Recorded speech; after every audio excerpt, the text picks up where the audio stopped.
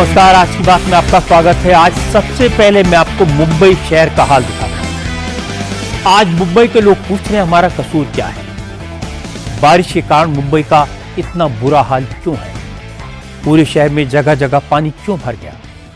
मुंबई के कुछ इलाकों में 2 घंटे में 250 से 300 मिलीमीटर बारिश हुई। पूरे दिन में 177 mm बारिश दर्ज की गई। इसके बाद पूरी मुंबई थम गई। स्कूलों में छुट्टी कर दी गई।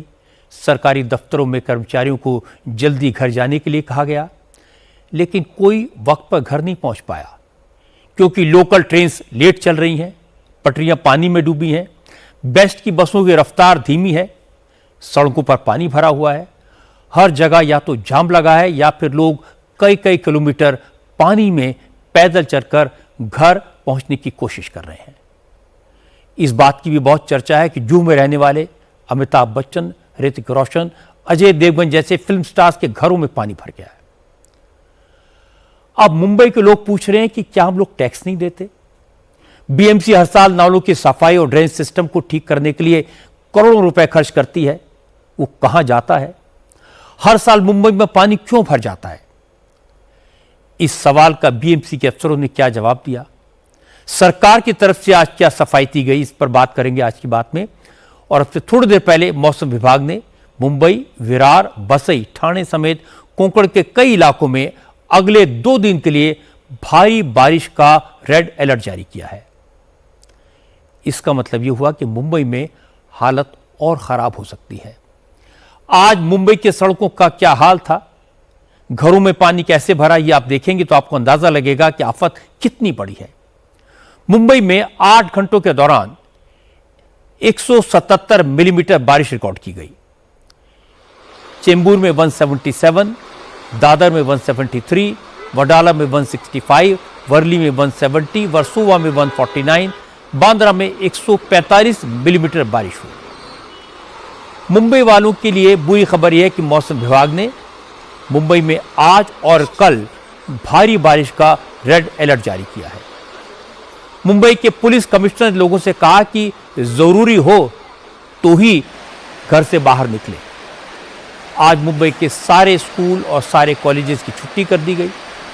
सरकारी कर्मचारियों को आज जल्दी घर जाने की परमिशन दे दी गई ताकि पीक आवर्स में ट्रैफिक और लोकल ट्रेन पर ज्यादा बोझ न पड़े। हमारे संवाददाता साकेत राय ने बताया कि मुंबई के ज्यादातर इलाकों में आज दिन भर ट्रैफिक जाम लगा रहा। Western express highway, Vile Parle, अंधेरी सबवे, कुर्ला लोखंडवाला जैसे बिजी इलाकों में गाड़ियां रेंगती हुई दिखाई दी। दोनों लेन्स में पानी भरने की वजह से अंधेरी सबवे को बंद करना पड़ा। वकोला ब्रिज, हयात जंक्शन में पानी भरने की वजह से ट्रैफिक मूवमेंट बहुत स्लो हो गया। अंधेरी की वीरा देसाई रोड पर तो दोनों तरफ घुटनों घुटनों पानी था।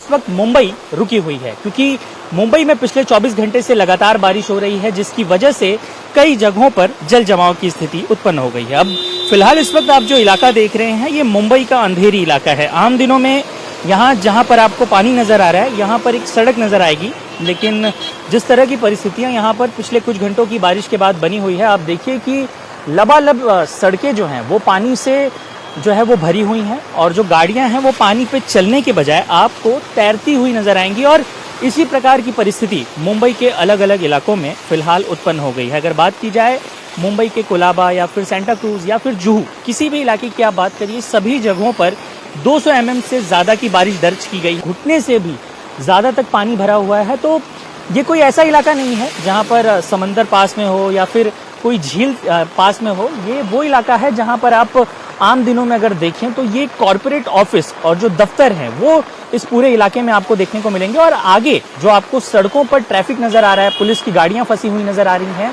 इस प्रकार की तस्वीर मुंबई के अलग अलग हिस्सों से आपको देखने को मिलेंगी। मुंबई के ज्यादातर इलाकों का हाल ऐसा ही था।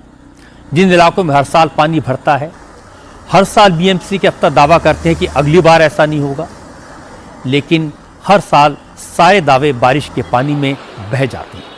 ये जो तस्वीरें आप देख रहे हैं वो लोअर परेल की हैं। लोअर परेल में जब जब बारिश होती है तो सड़कें तालाबों में तब्दील हो जाती हैं।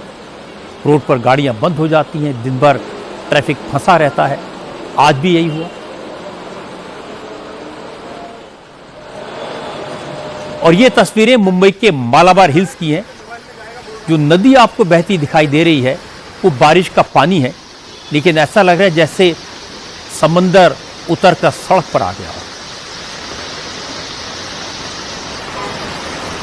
मौसम विभाग ने अलर्ट जारी किया था, इसलिए प्रशासन तैयार था, लेकिन दादर, वर्ली, चेंबूर, सायन, विक्रोली जैसे इलाकों में सिर्फ 6 घंटे में ही 150 मिलीमीटर बारिश हो गई। इसलिए सड़कों से पानी हटाने के सारे इंतजाम नाकाम हो गए।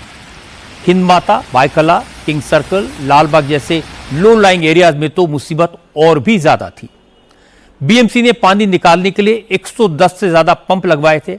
70 पंप ऑपरेटर्स और बीएमसी के 180 कर्मचारियों को वाटर लॉगिंग रोकने के काम में लगाया गया था, लेकिन इसका कोई असर नहीं हुआ। सड़कें तालाब बन गईं। हालांकि मुंबई के लोगों को बारिश में होने वाली परेशानी का अंदाजा है, वो कई बार इसको महसूस कर चुके हैं, इसलिए लोग जरूरी काम से निकले, लेकिन मुश्किलों का सामना करते हुए ऑफिस गए। सबसे ज्यादा परेशानी उन लोगों को हुई जो अपनी गाड़ियों से, अपने टू व्हीलर से निकले। सड़क पर पानी भरा होने की वजह से कई लोगों ने पैदल जाना ही बेहतर समझा। मुंबई के लोगों का कहना है कि हर साल मानसून में मुंबई ऐसी ही डूबी डूबी सी हो जाती है, इसके बावजूद हालात नहीं बदलते, कोई कुछ नहीं करता। अभी बहुत ही कठिनाई हो रही है आने जाने में। अभी मेरा इतना भर ये ऑफिस जा रहा हूँ, मेरा कपड़ा भीज गया है। अभी देखते हैं जाके क्या होता है। बंद पड़ गया, रिक्शा बंद पड़ गया। पानी में से जा रहे तो रिक्शा बंद पड़ेगा ही ना। इधर फैसिलिटी है ही नहीं कुछ भी। इतना मालूम है कि हर बार का ही है, हटाते ही नहीं है। बहुत पानी भरा है, देखो ना। एक तो मैं हार्ट का पेशेंट हूँ, मेरा ऑपरेशन हुआ है, और मैं भी कितना धक्का मारूंगा बताओ। मैं बीमार रहने के बाद भी मेरे को हॉस्पिटल जाने के लिए भी पैदल जाना पड़ा, और ये हर साल का ये बीमारी यहाँ से कभी ख़त्म होता नहीं है। पैदल ही गया, पैदल ही आया मिलत हॉस्पिटल तक जाके। पानी एकदम भरा हुआ है, पानी सलेंसर तक आता है, गाड़ी बंद पड़ चुकी है। आगे मैकेनिक से बनवा के लेके जाऊंगा। बहुत बुरी हालत है, पैदल ही जाएंगे भी, क्या करें। बीएमसी बोलती है कि हम साफ सफाई कराती है, क्या साफ सफाई है उनकी। बारिश की वजह से छोटे छोटे बच्चों को भी मुसीबतों का सामना करना पड़ा। बच्चे सुबह सुबह स्कूल पहुंच गए थे, लेकिन जब जबरदस्त बारिश की वजह से शहर में पानी भरने लगा तो प्रशासन ने स्कूलों की छुट्टी कर दी। जो बच्चे स्कूल में थे उन्हें फर्स्ट हाफ के बाद घर पहुंचाया गया, लेकिन कई इलाकों में वाटर लॉगिंग की वजह से स्कूली बच्चों से भरी बस पानी में फंस गई। इस तरह की एक घटना आपको दिखाता हूं, माटुंगा में ये हुई। सड़क पर पानी था, स्कूल बस के इंजन में पानी भर गया, बस बंद हो गई। बस में बच्चे थे, 2 टीचर्स थी। आसपास के लोगों ने मदद करने की कोशिश की, लेकिन पानी ज्यादा था, इसलिए कोई बस तक पहुंच नहीं पाया। इसके बाद लोगों ने पुलिस को कॉल किया और फायर ब्रिगेड को बुलाया, तब जाकर बच्चों को रेस्क्यू किया जा सका। मुंबई के पॉश इलाके जुहू में भी आज वाटर लॉगिंग देखने को मिली। इस इलाके में फिल्म स्टार्स रहते हैं, कई सेलिब्रिटीज के बंगले यहां पर हैं। अमिताभ बच्चन, अजय देवगन, आदित्य चोपड़ा, ऋतिक रोशन जैसे स्टार्स का बंगले यहां पर हैं। हमारे संवाददाता दिनेश मौर्य ने बताया कि जुहू में इन घरों में अंदर तक बारिश का पानी भर गया। बीएमसी के लोगों को कई बार बुलाया गया, लेकिन दोपहर तक कोई नहीं पहुंचा था। इस वक्त मैं मुंबई के जुहू इलाके में, ये वीएम रोड है। सामने आप तस्वीरें देखिए किस तरह से ये जो पूरी सड़क है ये पानी में डूब चुकी है। और सबसे बड़ी बात, यहाँ पर कई बड़े बड़े सेलिब्रिटीज रहते हैं। ये सामने सड़क आप देख रहे हैं जो पानी में डूबी हुई है। साथ ही में ये जो हिस्सा आप देख रहे हैं ये जनक बंगला है अमिताभ बच्चन का, जो जिसे वो अपने दफ्तर के तौर पर इस्तेमाल करते हैं। लेकिन यहाँ क्या स्थिति ये भी देखिए, पानी जो है वो पूरी तरह से यहाँ पर भर गया है। ये अजय देवगन का बंगला है शिव शक्ति, और इस बंगले के बाहर क्या स्थिति आप देखिए, जो सड़क है पूरी तरह से पानी में डूब गई है। और ठीक बगल में ये जो बंगला है ये धर्मेंद्र का बंगला है, तो उनके बंगले के बाहर क्या स्थिति है ये भी आप देखिए। कल रात से यहाँ पर इसी तरह की स्थिति बनी हुई है। पानी जो है चारों तरफ इसी तरह से, पानी का लेवल जरूर कम है लेकिन पानी यहाँ से निकला नहीं है। तो जहां जहां निचले इलाके हैं इस जगह पर, वहां पर इसी तरह की स्थिति बनी हुई है। सामने जो आप तस्वीर देख रही हैं ये है यशराज का बंगला है। ये देखिए जो पूरी सड़क है, इस सड़क का नाम है NS रोड नंबर 12।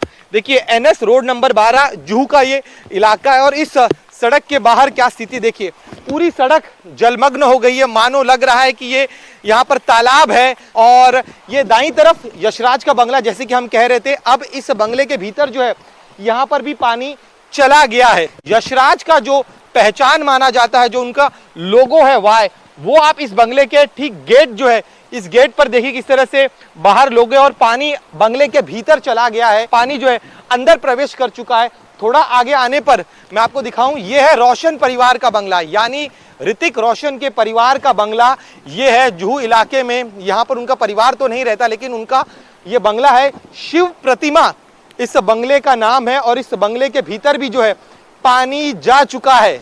तो इससे आप समझ सकते हैं कि मुंबई में आज क्या स्थिति है। ये ऐसी चीजें हैं जिनकी आज बहुत चर्चा हुई।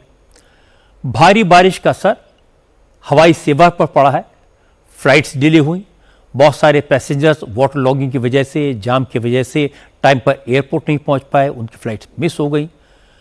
और फिर लोकल ट्रेन्स, उस पर भी इसका असर पड़ा है। विजिबिलिटी कम होने की वजह से ट्रेन करीब 20 मिनट की देरी से चल रही हैं। सायन, मानखुर्द, बाटुंगा, चेंबूर, कुर्ला में ट्रैक पर पानी भरा हुआ है। हालांकि सर्विस में रुकावट ना हो, इसके लिए पहले से तैयारी की गई थी। लो लाइंग एरियाज में ट्रैक पर कर्मचारियों को तैनात कर दिया गया था। रेलवे ने पानी निकालने के लिए 100 से ज़्यादा पंप लगाए थे। 150 से ज़्यादा कर्मचारी लगातार पानी निकालने के काम में लगे रहे। इसका असर ये हुआ कि लोकल ट्रेन चली, लेकिन थोड़ी देर से चली। इतनी बारिश के बावजूद लोकल की सर्विस रुकी नहीं। मौसम विभाग ने पूरे कोंकण रीजन में भारी बारिश का अलर्ट जारी किया है। मुंबई के साथ साथ ठाणे, पालघर, वाशिम जैसे इलाकों में भी रेड अलर्ट है। हालांकि वाशिम में तो आज भी बाढ़ के हालात हैं। सड़कें पूरी तरह से डूब गई हैं। ठाणे में 4:30 बजे तक 100 मिलीमीटर से ज़्यादा बारिश हो चुकी थी। तेज़ बारिश की वजह से यहाँ भी दिन भर ट्रैफिक जाम रहा। मौसम को देखते हुए मुंबई, ठाणे, पालघर में भी कल सारे स्कूल कॉलेज बंद रहेंगे। मौसम विभाग के मुताबिक 21 अगस्त तक इन इलाकों में ऐसी ही बारिश जारी रहने का अंदेशा है और हालात और बिगड़ेंगे। एक वेल मार्क्ड लो प्रेशर है और नॉर्थ आंध्रा ओडिशा कोस्ट के वहाँ, और ये इंटेंसिफाई हो सकता है आने वाले 12 घंटों में इनटू अ डिप्रेशन। और साथ ही साथ एक शेयर जोन है, और जो हमारा मॉनसून ट्रफ है ना, वो south of its normal position है।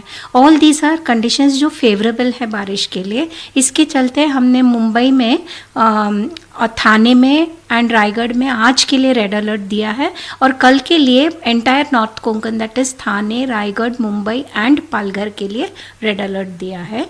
और आने वाले घंटों में the situation will be monitored और अकॉर्डिंग टू दैट अलर्ट्स भी जारी करेंगे। रेड अलर्ट का मतलब भारी बारिश का खतरा। भारी बारिश की वजह से नांदेड़ में भी हालात बेकाबू होते जा रहे हैं। नांदेड़ के कई गांवों का संपर्क टूट गया है। सैकड़ों लोग इन इलाकों में फंसे हुए हैं। मुखेड़ तालुका के रावण गांव, हसल भासवाड़ी और भिंगोली गांव में लोगों को निकालने के लिए एसडीआरएफ की टीमें सेना के साथ मिलकर रेस्क्यू अभियान चला रही हैं। कई इलाकों में तो पानी इतना ज्यादा है कि गाड़ियां तैर रही हैं। मुख्यमंत्री देवेंद्र फडणवीस ने हालात की जानकारी ली है। फडणवीस ने बताया कि नांदेड़ में 5 लोग लापता हैं। फडणवीस ने बताया कि कोंकण, जलगांव समेत राज्य के कई इलाकों में हालात काफी खराब हैं। बारिश की वजह से 7 लोगों की मौत हुई है। देवेंद्र फडणवीस ने कहा कि वो तेलंगाना, कर्नाटक की सरकारों से बात कर रहे हैं कि वो ज्यादा पानी न छोड़ें। मुंबई को लेकर फडणवीस ने कहा, लोगों को परेशानी तो हो रही है, लेकिन सरकार कोशिश कर रही है कि ट्रैफिक पर ज्यादा असर न पड़े। लोकल सर्विस भी स्लो है, लेकिन कहीं कोई रुकावट नहीं है। फडणवीस ने मुंबई के लोगों से अपील की कि आने वाले कुछ दिन चैलेंजिंग है, इसलिए जहां तक हो सके अपने घरों में ही रहने की कोशिश करें।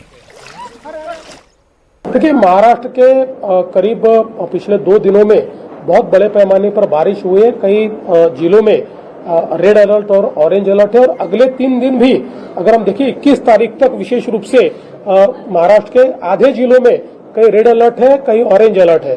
अलग अलग जगह पर जिस प्रकार से नुकसान हो रहा है वह मदद देने की कोशिश कर रहे हैं, और आगे में जो डिजास्टर आ सकता है उसका मिटिगेशन करने का प्रयास चल रहा है। नांदेड़ जैसी जगह पर कल मुकरमाबाद में 206 mm बारिश हुई है और इसके कारण बहुत बड़े पैमाने पर क्लाउड बस्ट इस प्रकार की वहां परिस्थिति थी। लोग काफी अटके हुए थे। 206 लोगों को बाहर निकाला जा चुका है और भी लोगों को बाहर निकाला जा रहा है। वैसे ही मुंबई में बहुत बड़े पैमाने पर बारिश हुई है। पिछले 8 घंटों में 177 mm बारिश मुंबई में हुई है और अगले 8-10 घंटे मुंबई में रेड अलर्ट है। बहुत बड़े पैमाने पर बारिश होगी ऐसा बताया गया है। इसके चलते दोपहर के बाद स्कूलों को छुट्टी दी गई है और लोग जल्दी अपने घर पहुंचे और आवश्यकता हो तो ही बाहर निकले। अगले 2-3 दिन मुंबई में बारिश रहने वाली है। विशेष रूप से हाई टाइड भी रहने वाला है। इसके चलते लोगों ने एहतियात बरतनी चाहिए। 14 जगह पर वाटर लॉगिंग हुआ था, लेकिन उसमें से 12 जगह पर ट्रैफिक स्मूथ चल रहा है, या स्मूथ नहीं कह सकते लेकिन ट्रैफिक चल रहा है, ट्रैफिक बंद नहीं हुआ है। ट्रेन सिस्टम भले ही वो डिलेड चल रही है लेकिन पूरी तरीके से रुकी नहीं है। हर साल मुंबई में जब बारिश होती है तो सड़कों पर, गलियों में, घरों में इसी तरह पानी भरता है। लोग इसी तरह परेशान होते हैं। अब तो लोगों ने इसको नॉर्मल मान लिया है। और ऐसा नहीं कि मुंबई में पानी को निकालने के लिए नालियां नहीं हैं। करीब 2000 किलोमीटर तक फैली हुई सरफेस ड्रेन्स हैं। अंग्रेजों के जमाने की 440 किलोमीटर लंबी अंडरग्राउंड ड्रेन्स हैं। 269 किलोमीटर में बड़े बड़े नाले हैं और 87 किलोमीटर में फैले हुए छोटे छोटे नाले हैं। लेकिन थोड़ी सी बारिश हो जाए तो ये सब फेल हो जाते हैं। ऐसा भी नहीं कि मुंबई के म्युनिसिपल कॉरपोरेशन के पास कोई बजट की कमी है। बीएमसी का इस साल का बजट करीब 75,000 करोड़ रुपए है। और आपको जानकर आश्चर्य होगा कि यह बजट सिक्किम, मिजोरम, मेघालय, त्रिपुरा और नागालैंड के कंबाइंड एनुअल बजट से ज्यादा है। फ्लड के नाम पर, वाटर लॉगिंग रोकने के नाम पर हजारों करोड़ रुपए खर्च किए जा चुके हैं। लेकिन लगता है कि सारा रुपया पानी बनकर मुंबई की सड़कों पर उतर आया है। स्कूल बंद हैं, कॉलेज बंद हैं, लोगों से कहा जा रहा है कि घर में बंद रहें क्योंकि बरसात है, बीएमसी कुछ नहीं कर सकती। पर अगर आप कभी बारिश के मौसम में मुंबई जाएंगे तो वहां लोग की हिम्मत देखकर हैरान हो जाएंगे। भारी बारिश है, सड़कों पर पानी भरा हुआ है, ट्रेन रुकी हुई है, बसें बंद पड़ी हैं, लेकिन मुंबई के लोग हिम्मत नहीं हारते, कभी नहीं रुकते। लेकिन उनका गुनाह क्या है? उन्हें हर साल किस बात की सजा दी जाती है? क्या बीएमसी इसका जवाब देगी? हालांकि दिल्ली में पिछले 2 दिन से बारिश नहीं हुई है, लेकिन हरियाणा से लगातार पानी छोड़ा जा रहा है। इसलिए दिल्ली में यमुना का वाटर लेवल खतरे के निशान तक पहुंच गया है। लेकिन अगर दिल्ली में एक दिन अच्छी बारिश हो जाए तो दिल्ली का हाल मुंबई से भी बदतर हो जाता है। यह बात आज chief justice of India BR Gavai ने कही। केरल के एक मामले की सुनवाई हो रही थी। चीफ जस्टिस ने दिल्ली का हाल की बात की और कहा कि अगर दिल्ली में 2 घंटे बारिश हो जाए तो पूरा शहर ऐसा हो जाता है जैसे से लकवा मार गया हो। चीफ जस्टिस ने यह कमेंट केरल के त्रिशूर जिले में टोल प्लाजा मामले की सुनवाई के दौरान किया। असल में एक शख्स टोल ब्रिज पर 12 घंटे फंसा रहा। उसने हाईकोर्ट में पिटीशन फाइल की। कहा कि जब टोल पार करने में, एक सड़क पार करने में 12 घंटे लग रहे हों तो लोग टोल टैक्स क्यों दें? ये टोल टैक्स बंद होना चाहिए। इस पिटीशन पर केरल हाईकोर्ट ने टोल की वसूली बंद कर दी। हाईकोर्ट के फैसले को NHAI ने सुप्रीम कोर्ट में चैलेंज किया। इसी केस की सुनवाई के दौरान कोर्ट ने NHAI के लिए सख्त कमेंट किए। कोर्ट ने कहा अगर किसी व्यक्ति को सड़क के एक कोने से दूसरे कोने तक पहुंचने में 12 घंटे लगते हैं तो वो टोल क्यों दे? क्या NHAI का काम सिर्फ टोल वसूलना है? टोल पर ट्रैफिक स्मूथ हो, ये जिम्मेदारी क्या NHAI की नहीं है? हालांकि इस मामले में सुप्रीम कोर्ट ने फैसला रिजर्व कर लिया है। अब कोर्ट यह तय करेगा कि त्रिशूर के इस टोल प्लाजा पर टोल वसूला जाए या नहीं।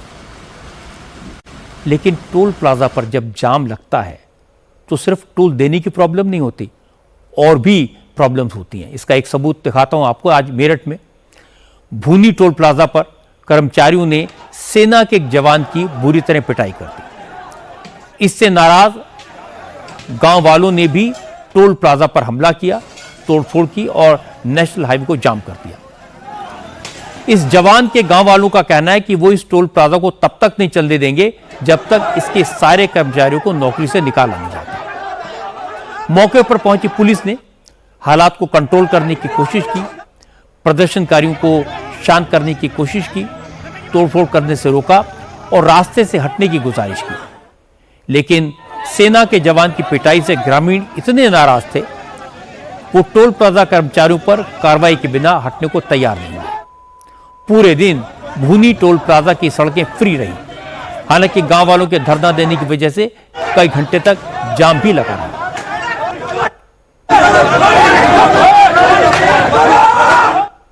अब मैं आपको बताता हूं किस्सा क्या है। असल में कल शाम मेरठ में गोटका गांव के रहने वाले सेना के जवान कपिल को 1 महीने की छुट्टी के बाद ड्यूटी ज्वाइन करने श्रीनगर जाना था। कपिल को दिल्ली से श्रीनगर की फ्लाइट पकड़नी थी। कपिल अपने कजन शिवम के साथ शाम के करीब 7:30 बजे टोल प्लाजा पर पहुंचा। उसे देर हो रही थी, टोल पर गाड़ियों की लंबी लाइन लगी थी।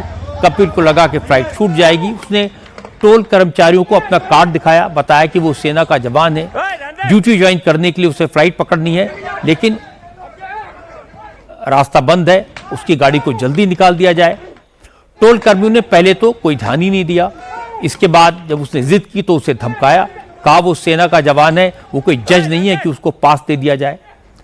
तब कपिल ने लेट होने की बात कहकर फिर से टोल प्लाजा के कर्मचारी से निकलने देने की गुजारिश की, तो टोल कर्मचारी भड़क गया।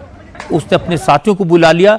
10-12 लोगों ने मिलकर कपिल और उसके कजन शिवम के फोन रखवा लिए, उन्हें खंबे से बांध दिया और बुरी तरह पिटाई की।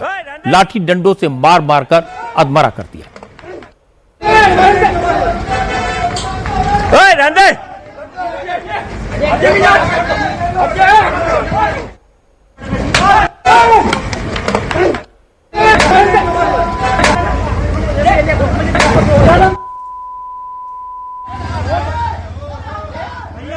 हम उसे छोड़ डाना रहे थे जी, हमारे तरह एक अगले तरफ गाड़ी थी। अच्छा, 2 गाड़ियों में थे आप लोग? एक और की गाड़ी अच्छा, थी। किसी और की? हाँ जी, हाँ। हम अपनी ले रहे थे। हाँ। उसकी गैल कोई बदतमीजी कुछ ना कुछ कर रहे थे, बदतमीजी। हाँ। लाला ने उतर के इन ननू कहा भैया मुझे तुम काट दो। हाँ। मैं जो हूँ आर्मी का जवान हूँ, मुझे तुम काट दो, मेरी फ्लैट चली जाएगी। हाँ, इधर देखिए। हाँ। नुकसान हो जाएगा। हाँ। नहीं माननी। हाँ। और उनका तू का जज है? हाँ। हैं? हाँ, इधर देखिए। जज है तू? हाँ, फिर? आर्मी कार्ड दिखा, उनका भैया मैं जज पजना हूँ, मैं तो दिखा यूं हूँ। वो फेंक के मारा इन्होंने, उनने फिर भी जब लो तो मारपीट हुई नहीं थी, इनने फेंक आया। बजी 2 ने तो पकड़े इसके हाथ, मोबाइल छीन और लिया। खंबे तक बांध जा, हाँ। मोबाइल छीन लिया, फोन ना हो, और जब बजाया उसको। सेना के जवान की पिटाई की खबर गांव में पहुंची तो आसपास के गांव के लोग भी लाठी डंडे लेकर टोल प्लाजा पहुंच गए। लोग का कहना था कि भूनी के टोल प्लाजा के कर्मचारियों की शिकायत पहले भी कई बार की गई है। टोल प्लाजा पर गुंडागर्दी पहले भी होती थी, लेकिन इस बार तो गांव के लड़कों को, सेना के जवान को पीटकर टोल प्लाजा वालों ने सारी हद पार कर दी। गांव वालों ने टोल प्लाजा के कर्मचारियों को मार पीट कर भगा दिया, टोल को फ्री कर दिया और धरने पर बैठ गए। इसके बाद बीजेपी के नेता संगीत सोम भी गांव वालों के साथ धरने में शामिल हो गए। धरने की वजह से सड़क पर जाम लग गया। भारी पुलिस फोर्स मौके पर पहुंची, लेकिन गांव वालों ने धरना हटाने से इनकार कर दिया। संगीत सोम ने कहा कि गांव वाले रास्ता तभी खाली करेंगे जब आरोपियों पर नेशनल सिक्योरिटी एक्ट लगाया जाएगा।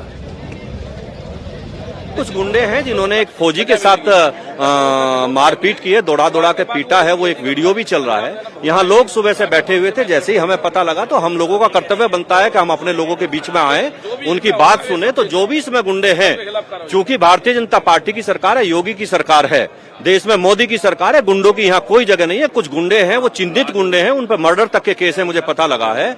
उन पर एनएसए लगवा के उन्हें जिंदगी भर के लिए जेल भेजा जाएगा। अगर वो जेल नहीं जाएंगे तो आप भी जानते हैं कि अधिकारियों पर बड़ी कार्रवाई होगी, क्योंकि अधिकारी भी कोई बच नहीं पाएगा।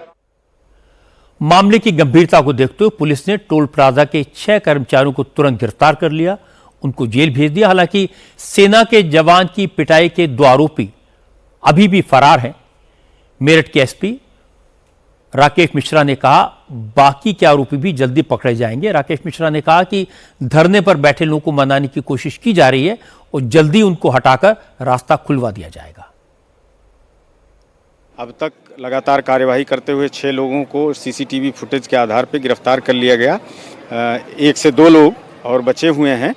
घर वाले सभी लोग संतुष्ट भी हैं आज दिन में गांव के लोग और अन्य आसपास के लोग, चूंकि उनका टोल को लेकर, यहाँ टोल का जो संचालन होता है उसकी प्रक्रिया को लेकर कि किसका फ्री किया जाए और क्या किया जाए, इसको लेकर उनका आक्रोश था, उसके लिए आए हुए थे। टोल पर देख रहे हैं कि तमाम ग्रामीण बैठे हुए हैं, इन्हें कब तक हटाने की? इनसे वार्ता की जा रही है और शीघ्र ही वार्ता के पश्चात ये लोग हटेंगे। इनको आश्वस्त किया जा रहा है, जो इनकी मांगे हैं उनके संदर्भ में वार्ता की जा रही है। सबसे बड़ी मांग है कि रासुका के तहत जो है आरोपियों के खिलाफ मुकदमा, उसमें जो भी है, चूंकि मुकदमा लिखा गया है, उसमें जो कठोरतम कार्यवाही होगी वो हम सुनिश्चित ही करेंगे। उसके अलावा टोल के संचालन को लेकर कुछ इनकी डिमांड है, उसको हम देख रहे हैं, उसमें कार्यवाही करते हैं। हालांकि सेना के जवान कपिल के परिवार वाले पुलिस की कार्रवाई से संतुष्ट नहीं हैं। उनका कहना है कि जब देश की हिफाजत करने वालों के साथ ऐसी गुंडागर्दी हो सकती है तो फिर कल्पना की जा सकती है कि आम लोगों के साथ इस टोल प्लाजा के कर्मचारी कैसा सलूक करते होंगे। पुलिस की कार्रवाई से तो इतना हम संतुष्ट नहीं हुए, क्योंकि पुलिस ने कुछ कार्रवाई नहीं करी। जो कार्रवाई करती तो अब तक वे शायद पकड़े जाते सारे जने। कपिल क्या ऑपरेशन सिंदूर में भी शामिल था जो पाकिस्तान के खिलाफ हुआ? हाँ जी, कपिल ऑपरेशन सिंदूर में काम वो था, शामिल था। कहाँ पोस्टेड था? उसका श्रीनगर में था जी। श्रीनगर में। तो जब ऑपरेशन सिंदूर चल रहा था तो उस दौरान वो कहाँ पर था? ये तो मुझे भी नहीं पता कहाँ पे था फिलहाल, पर ये हमें बता रहा था कि मेरी श्रीनगर में थी पोस्टिंग। शाम होते होते national highway authority of India भी एक्शन में आया। NHAI ने भूनी टोल प्लाजा चलाने वाली कंपनी मैसर्स धर्म सिंह पर 20 लाख रुपए का जुर्माना लगाया और उसका ठेका खत्म करने का प्रोसेस शुरू कर दिया। NHAI ने भविष्य में धर्म सिंह कंपनी को टोल वसूली का ठेका नहीं देने का फैसला किया है। इस कंपनी को ब्लैकलिस्ट किया जाएगा। NHAI ने कहा कि टोल प्लाजा पर इस तरह की गुंडागर्दी को बर्दाश्त नहीं किया जाएगा। मुझे लगता है NHAI ने ठीक काम किया, टोल प्लाजा पर गुंडागर्दी करने वालों के खिलाफ एक्शन लिया।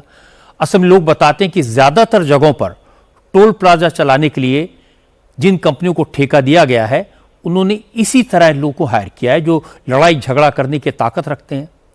ठेकेदार मानते हैं कि टोल चलाने के लिए ऐसे ही लोगों की जरूरत होती है।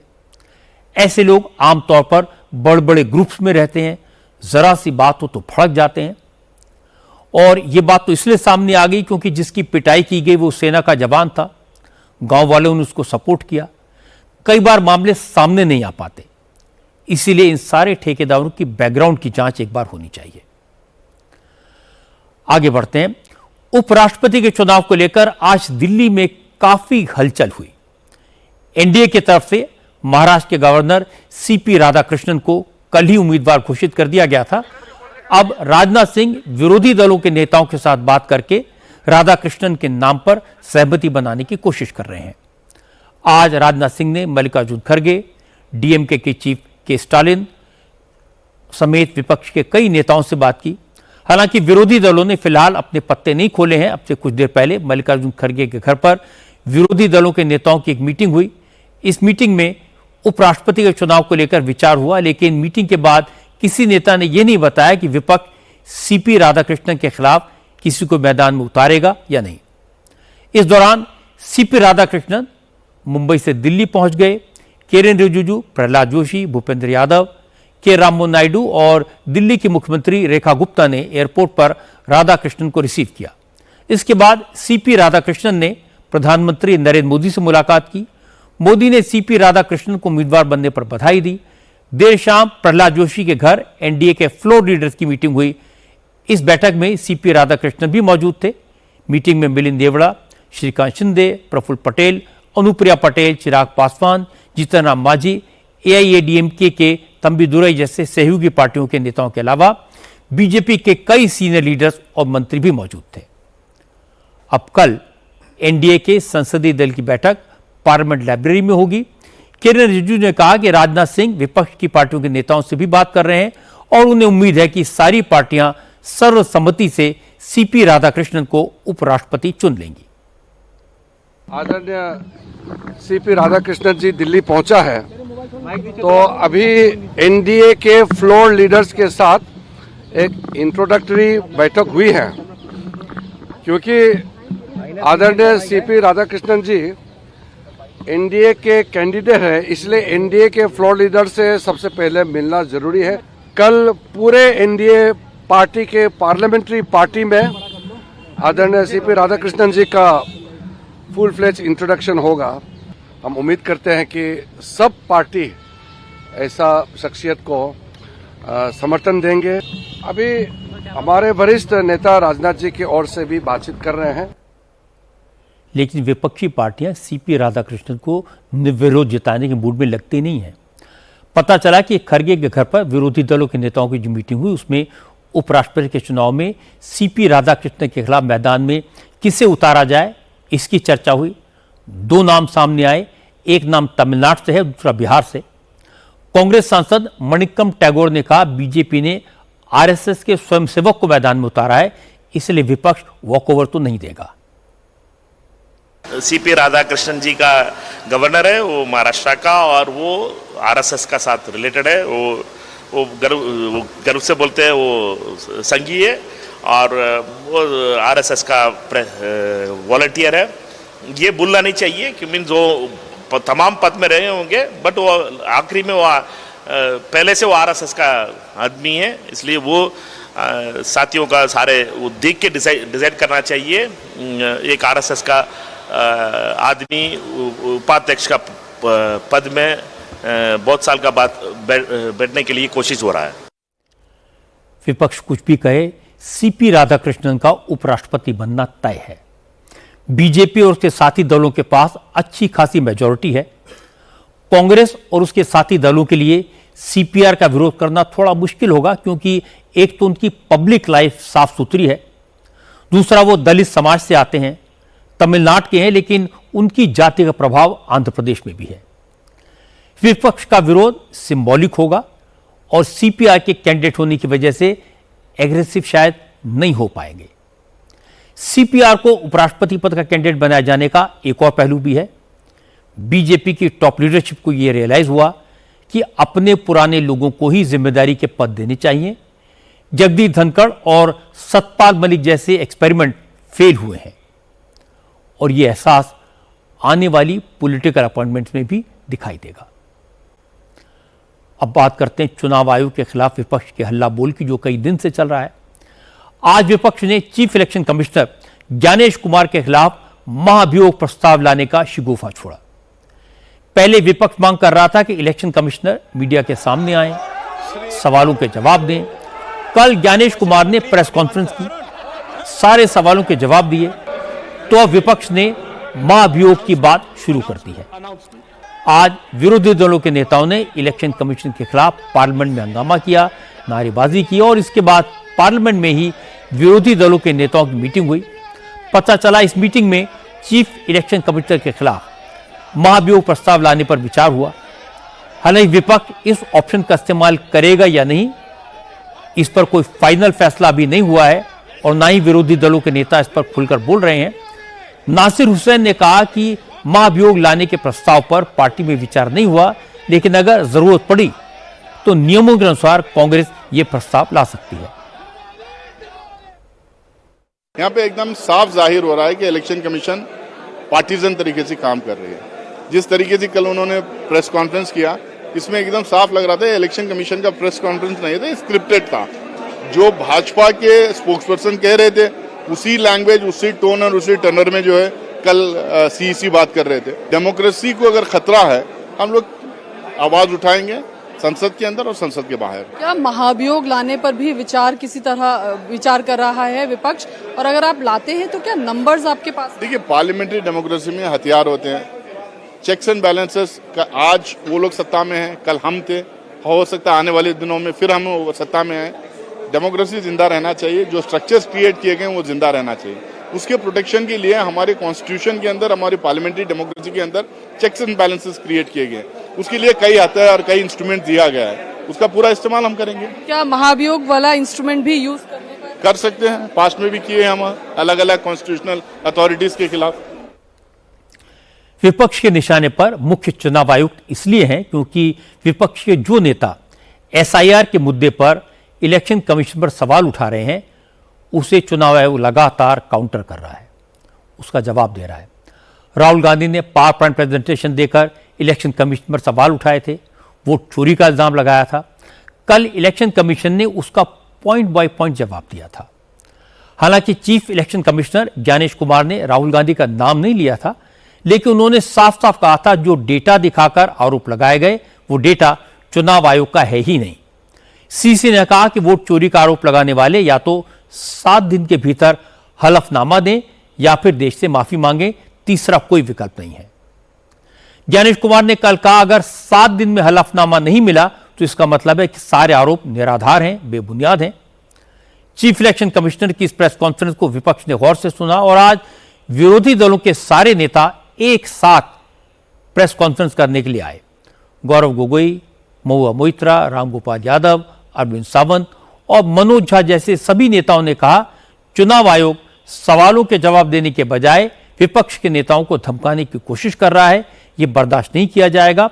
गौरव गोगोई ने कहा कि जो सवाल चुनाव आयोग से पूछे जा रहे हैं चुनाव आयोग उससे भाग रहा है। कल जो प्रेस वार्तालाप हमने देखा चीफ इलेक्शन कमिश्नर का, जिसमें उनको अपने चुनाव आयोग की कमजोरियां बतानी थी और विपक्ष के जायज सवालों का उत्तर देना था, उत्तर देने के बावजूद या उत्तर देने के विपरीत उन्होंने कल अपने प्रेस वार्तालाप में राजनीतिक दलों पर सवाल उठाया और एक प्रकार से राजनीतिक दलों पर आक्रमण किया। जबकि बेहतर यह होता कि वे ये बताते कि ये एसआईआर प्रोसेस इतनी हड़बड़ी में, इतनी जल्दबाजी में क्यों कर रहे हैं, जब बिहार में निर्वाचन सिर्फ 3 महीने बाद है। बिना विभिन्न विपक्षी दलों के साथ चर्चा किए हुए क्यों केंद्र चुनाव आयोग हड़बड़ी में एसआईआर वहां पर इंप्लीमेंट कर रही है, इस प्रश्न को लेकर वो मौन थे। रामगोपाल यादव ने कहा चुनाव आयोग राहुल गांधी से हलफनामा मांग रहा है, लेकिन हकीकत यह है कि समाजवादी पार्टी ने यूपी में इलेक्शन के वक्त हलफनामा देकर 18,000 से ज्यादा वोटर्स का नाम काटे जाने की शिकायत की थी, लेकिन आज तक कोई एक्शन नहीं हुआ। कि 2022 के उत्तर प्रदेश के चुनाव के वक्त जब अखिलेश यादव ने ये कहा कि समाजवादी पार्टी के समर्थकों के बड़े पैमाने पर वोट काटे गए हैं, तो इलेक्शन कमीशन ने एक नोटिस दिया कि आप इसको बताइए। तो 18,000 मतदाताओं के एफिडेविट दिए गए इलेक्शन कमीशन को, जिसकी सारी रसीदें भी थी। और आपको आश्चर्य होगा कि एक भी उस एफिडेविट पर आज तक कोई कार्रवाई नहीं की। जो इलेक्शन कमीशन रोजाना राहुल गांधी जी से एफिडेविट मांग रहा है, उस इलेक्शन कमीशन को हम 2022 में 18,000 गलत तरीके से काटे गए वोटों के एफिडेविट दे चुके हैं और कोई कार्रवाई नहीं हुई। विपक्ष के नेताओं को जवाब दिया बीजेपी के प्रवक्ता संबित पात्रा ने। संबित ने कहा विपक्ष जानबूझकर क्योस फैलाना चाहता है। विपक्ष के लोग चाहते हैं कि हमारे देश में भी बांग्लादेश और श्रीलंका जैसे हालात हो जाएं, लेकिन विरोधी दलों की यह साजिश कभी कामयाब नहीं होगी। ये जो कांग्रेस पार्टी है और ये जो आरजेडी है, ये जो तृणमूल कांग्रेस है, ये जो आम आदमी पार्टी अब समाप्ति की ओर बढ़ रही है, इनका उद्देश्य मैं बताता हूं आपको। ये चाहते हैं भारतवर्ष में बांग्लादेश जैसी सिचुएशन हो जाए। ये चाहते हैं जो श्रीलंका में हुआ था वो भारतवर्ष में हो। ये चाहते हैं कि अफगानिस्तान और पाकिस्तान में जो हालात हुए थे वो भारतवर्ष में हो। कुछ राजनेताओं ने तो टीवी पे आकर कहा है अभी तक कैसे ये लोग छुटे हुए हैं, अभी तक कैसे इनके घरों में लोग नहीं घुसे हैं। They want complete chaos in the streets of India. They want Indian people to be barbaric. वो चाहते हैं कि भारत के लोग हिंसा पे उतारू हो जाएं, सड़क पे आ जाएं, मार काट मचे और उसमें ये फायदा उठाएं। बट यही फर्क है हिंदुस्तान में और बाकियों में क्या सच है और क्या झूठ है, यह लोग समझते हैं। और इसीलिए लोगों की समझदारी के आगे जितना भी ये हल्ला मचाए, जितना भी ये चोर चोर करे, कौन चोर है और कौन पुलिस है, ये जनता जानती है। लेकिन तृणमूल कांग्रेस की एमपी महुआ मोइत्रा ने कहा इलेक्शन कमीशन बीजेपी की कठपुतली की तरह काम कर रहा है, विपक्ष पर हमला कर रहा है। महुआ मोइत्रा ने कहा अगर वोटर लिस्ट फर्जी है तो इसी फर्जी वोटर लिस्ट के आधार पर लोकसभा के चुनाव हुए थे, इस लिहाज से लोकसभा को भंग किया जाना चाहिए। The reason why we are all here is this absolutely shameful and I would say display of puppetry by the Chief Election Commissioner yesterday at the press conference. The job of this Election Commission, which is a constitutional body with a constitutional mandate, is not to attack the opposition. Mr. Commissioner, sir, I will urge that you leave that to your political masters. Yesterday you tell us that out of 65 lakh deletions, 22 lakh were dead people who were not recorded. So what are you trying to tell us? That all the previous lists and the list on which the Lok Sabha elections 2024 were done were fraudulent, were incorrect? If that is indeed the case, this current Lok Sabha, which is based on fraudulent election lists, should be dissolved immediately. Mahua Moitra के इस बयान पर संबित पात्रा ने कहा इसी चुनाव आयोग ने उन राज्यों के चुनाव करवाए जहां विपक्ष की सरकारें हैं, तो क्या वहां की विधानसभाओं को भी भंग कर दिया जाए? संबित पात्रा ने कहा जो लोग लोकसभा को भंग करने की बात कह रहे हैं, पहले उन्हें खुद इस्तीफा देना चाहिए। जो खंडपीठ बैठी थी, ये जो पॉलिटिशियंस की खंडपीठ बैठी थी, उनमें से एक पॉलिटिशियन कह रही थी कि लोकसभा को भंग कर देना चाहिए। अरे पहले आप तो रिजाइन करो। लोकसभा को भंग कर देना चाहिए। जब से माननीय नरेंद्र मोदी जी प्रधानमंत्री हैं, तब से ममता बनर्जी जी, उससे पहले से हैं, मगर ममता बनर्जी तो तब से हटी नहीं है सत्ता से। बंगाल के विधानसभा में ममता बनर्जी आसीन है। क्यों नहीं ममता बनर्जी अपने विधानसभा, जो कि उसका चुनाव इलेक्शन कमीशन के अंतर्गत ही हुआ है, क्या उन्होंने कभी कहा कि हमें खंडित कर देना चाहिए, हमें भंग कर देना है बंगाल के विधानमंडल को, विधानसभा को? तेलंगाना, कर्नाटक, जहां पर कांग्रेस की सरकार है, क्या कांग्रेस पार्टी भंग कर देगी? भंग कर दीजिए। इसी इलेक्शन कमीशन ने कराया है चुनाव। आपको अगर लगता है अनफेयर है तो आप भंग कर दीजिए। इंडिया अलायंस के नेता जिस वक्त दिल्ली में चुनाव आयोग पर सवाल उठा रहे थे, चीफ इलेक्शन कमिश्नर पर अटैक कर रहे थे, राहुल गांधी उस समय बिहार में थे। राहुल गांधी तेजस्वी यादव के साथ बिहार में वोट अधिकार यात्रा निकाल रहे हैं। आज राहुल की यात्रा औरंगाबाद से गया पहुंच गई। गया में राहुल गांधी ने एक रैली को संबोधित किया और चुनाव आयोग पर हमला बोला। राहुल ने कहा कि फर्जी वोट चुनाव आयोग बना रहा है और एफिडेविट उनसे मांग रहा है, ये नाइंसाफी है। इसके बाद राहुल गांधी ने चुनाव आयोग को धमकाया, कहा जब उनकी सरकार आएगी तो ना चीफ इलेक्शन कमिश्नर को बख्शेगी, ना ही दोनों इलेक्शन कमिश्नर्स को, तीनों के खिलाफ एक्शन लिया जाएगा। चुनाव आयोग क्या करता है? ये नहीं कहता कि विपक्ष के नेता ने आरोप उठाया है, चलो चेक करते हैं। ये नहीं किया, उल्टा मुझे कहते हैं आप एफिडेविट लो, जिम्मेदारी उनकी है, चोरी उनकी पकड़ी गई और मुझे कहते हैं आप एफिडेविट लाओ। और ये जो इलेक्शन कमीशन बैठे हैं, इलेक्शन कमिश्नर बैठे हैं, इन तीनों से मैं कह रहा हूं, आप एक बात समझ लो, मोदी जी की सरकार है वो सब ठीक है, मगर एक बात समझ लो, एक दिन ऐसा आएगा जब यहाँ पे बिहार में और दिल्ली में इंडिया गठबंधन की सरकार होगी, फिर हम आप तीनों को देखेंगे, कार्रवाई आपके खिलाफ करेंगे।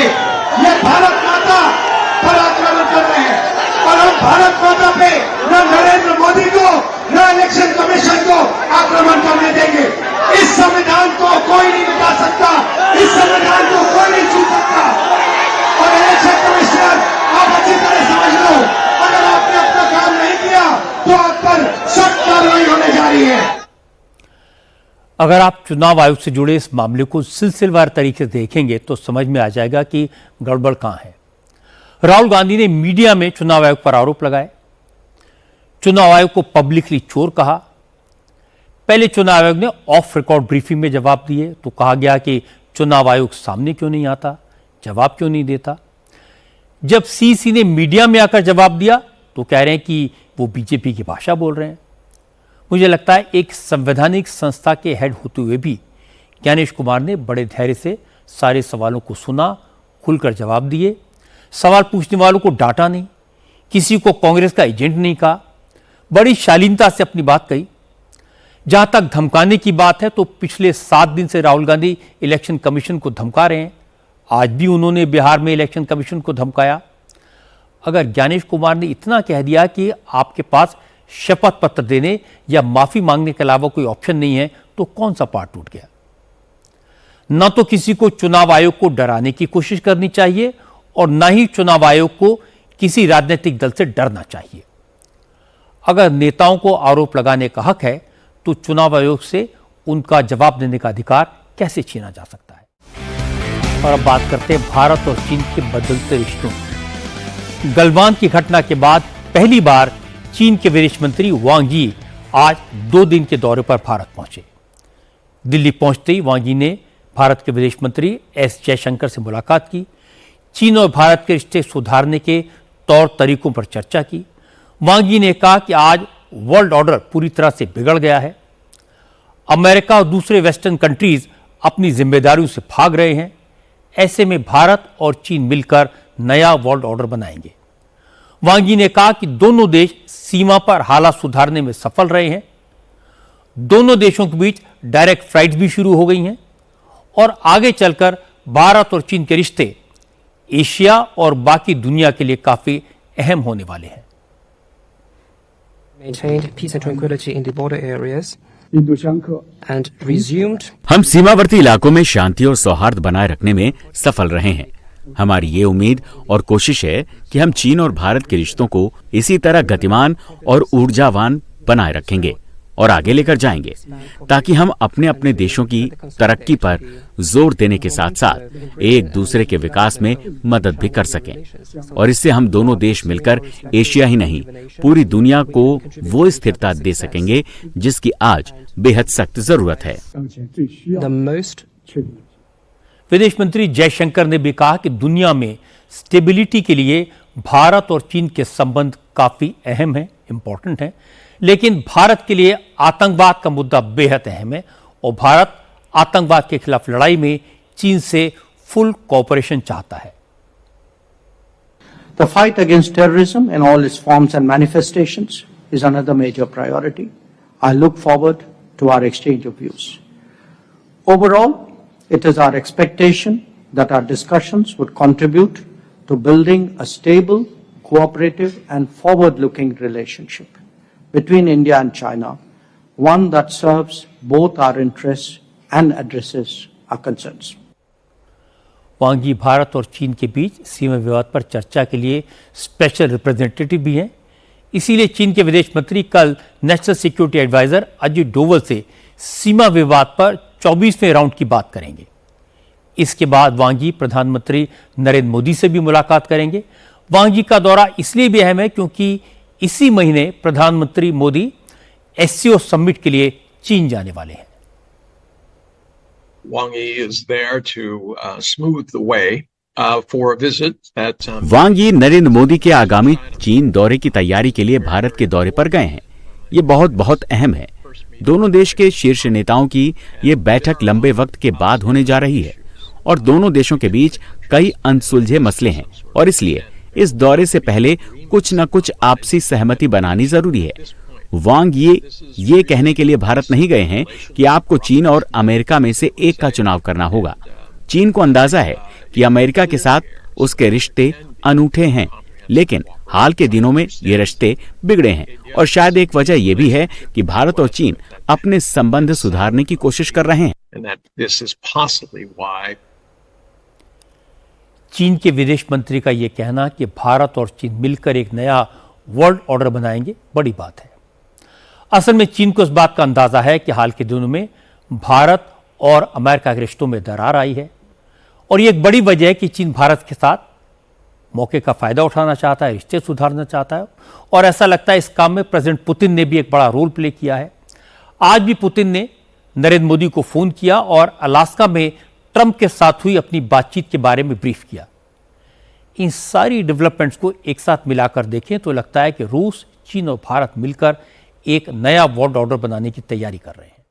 यूक्रेन युद्ध खत्म कराने के लिए आज अमेरिका के प्रेसिडेंट डोनाल्ड ट्रंप यूक्रेन के प्रेसिडेंट ज़ेलेंस्की से मिलने वाले हैं। व्हाइट हाउस में ये मीटिंग होगी। इस मीटिंग में ब्रिटेन के prime minister Keir Starmer, France के प्रेसिडेंट मैक्रोन, जर्मनी के चांसलर मर्ज और इटली की प्राइम मिनिस्टर मेलोनी, फिनलैंड के प्रेसिडेंट अलेक्जेंडर स्टब, ये सब शामिल होंगे। इसके अलावा नेटो के सेक्रेटरी जनरल मार्क रूट और यूरोपियन कमीशन की president Ursula von der Leyen भी इस मीटिंग में मौजूद रहेंगी। 15 अगस्त को प्रेसिडेंट ट्रंप ने अलास्का में रूस के राष्ट्रपति पुतिन के साथ लंबी बात की थी और इसके बाद उन्होंने साफ किया था कि अब यूक्रेन में युद्ध रुकने का फैसला ज़ेलेंस्की के हाथ में है। अगर वो क्रीमिया को वापस लेने और नेटो में शामिल होने का इरादा छोड़ दें तो लड़ाई रुक सकती है। हालांकि ज़ेलेंस्की और यूरोपीय देशों के नेता यूक्रेन की टेरिटरी रूस के हवाले करने के लिए कतई तैयार नहीं है। नोट करने वाली बात है कि ट्रंप और ज़ेलेंस्की की मीटिंग से ठीक पहले रूस ने यूक्रेन पर भयानक हमला किया। रूस ने ड्रोन से यूक्रेन के दूसरे सबसे बड़े शहर खार्किव और इंडस्ट्रियल सिटी ज़पोरिज़िया को निशाना बनाया। रूस के हमले में यूक्रेन के 10 लोग मारे गए, करीब 2 दर्जन लोग जख्मी हो गए और कई इमारतें तबाह हो गई। यूक्रेन का दावा है कि रूस की तरफ से 104 ड्रोन्स और 4 मिसाइल्स फायर की गई। यूक्रेन की आर्मी ने 80 ड्रोन्स मार गिराए, लेकिन 24 ड्रोन्स और 4 मिसाइल्स ने अपने टारगेट्स को हिट किया। इससे बड़ी जबरदस्त तबाही हुई।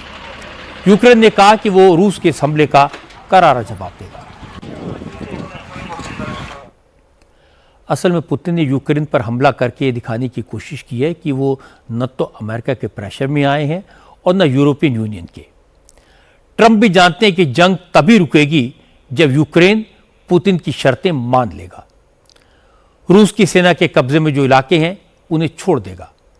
इसीलिए आज बातचीत से पहले ट्रंप ने कह दिया कि अब जंग रोकने का फैसला ज़ेलेंस्की के हाथ में है, लेकिन ज़ेलेंस्की अपनी जमीन रूस के हवाले करने के लिए राजी हो जाएंगे, इसकी उम्मीद कम है।